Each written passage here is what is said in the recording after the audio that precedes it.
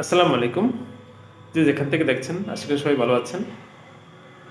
আজকে যে বিষয়টি নিয়ে কথা বলবো, যে আপনি মোবাইল চালান নাকি মোবাইল আপনাকে চালায়। তো কথাটা শুনতে কেমন যেন, তাই না?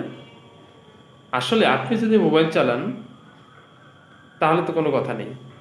আপনি আপনার মতো করে যতটুকু সময় অতটুকু আপনি আপনার প্রয়োজন মতো কোনো কিছু দেখলেন, ফেসবুকে ঢুকে ফেসবুকটাকে স্ক্রল করে যেটা দেখার ইচ্ছা সেটা দেখলেন। কিন্তু মোবাইল যদি আপনাকে চালায় তাহলে তো ঘন্টার পর ঘন্টা আপনি ফেসবুকে স্ক্রল করলেন, ইউটিউবে ঢুকে শুধু একটার পর একটা দেখতেই থাকলেন, প্লে স্টোরে গিয়ে একটার পর একটা আপনি শুধু চার্জ করতেই থাকলেন। তাহলে তো আপনি শেষ, আপনি মোবাইলের প্রতি আসক্ত হয়ে গেলেন।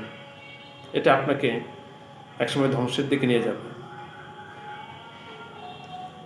আদারওয়াইজ আপনি যদি নিজের কন্ট্রোলে আপনি আপনার যেটা মন চায়, যে ইনফরমেশনটা দেখার জন্য বা যেই বিষয়টার আপনি জানতে চান সেটার উপরে যদি আপনি আপনার কন্ট্রোলে থাকে, যে আপনি ওখানে চার্জ করবেন, আপনি ওটা দেখবেন, ওকে দেখে আপনি আবার বের হয়ে গেলেন, তাতে অসুবিধা নেই।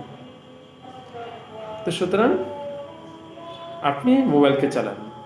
মোবাইল যদি আপনাকে চালায়, মোবাইলের প্রতি আপনি দাসত্ব হয়ে যান, তাহলে আপনার ধ্বংস অনিবার্য। সুতরাং মোবাইলের দাস হয়ে যায় না। আপনি আপনার নিজের নিয়ন্ত্রণে বাইরে গিয়ে আপনি মোবাইলের দাসত্ব হয়ে যায় না। মোবাইল আপনার কন্ট্রোলে আপনি নিচে থাকুন, তারপর আপনি মোবাইল ইউজ করুন।